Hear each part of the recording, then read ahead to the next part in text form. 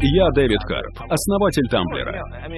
Я начал думать о Тамблере в 2004-2005. На самом деле мне просто самому очень хотелось использовать подобный сервис.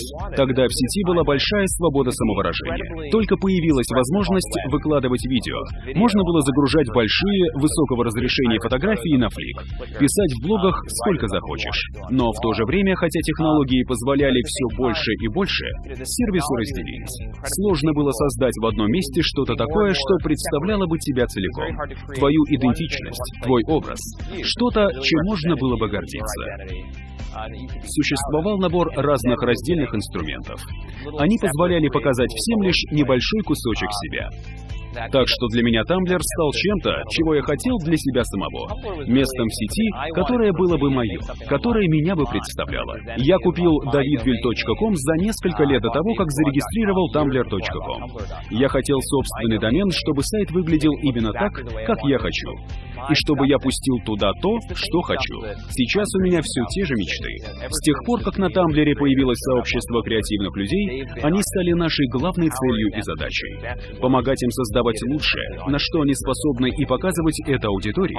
Вот наша главная работа за последние 6 лет. Этим мы и продолжаем заниматься дальше. А сейчас меня вдохновляют две вещи.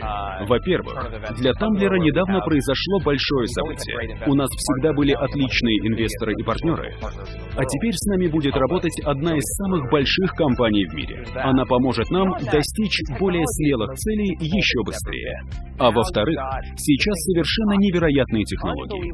Теперь у тебя в кармане лежит устройство с нереальными вычислительными способностями. Новый телефон Samsung скоро выходит с планшетом Wacom на нем. Невероятные возможности для творчества в устройстве. Интернет подключен. Сделал что-нибудь красивое, загрузил на YouTube или на Тамблер, никого ни о чем не спрашивая. Сам создаешь свою аудиторию, находишь ее сам, разрабатываешь ее сам. Возможности, которые Тамблер дает малому бизнесу, только начинают открываться.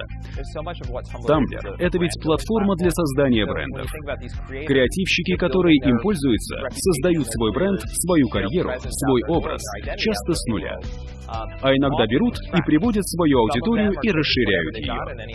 Несложно себе представить новый бизнес, о котором пока в интернете не знают, но который с помощью Тамблера рассказывает истории, а они привлекают людей. Говорят им о ценностях и целях компании. Мне кажется, этот тренд только рождается. Уже есть кое-какие примеры, и я думаю, что мы скоро увидим много новых. План Б на сайте rbk.ru.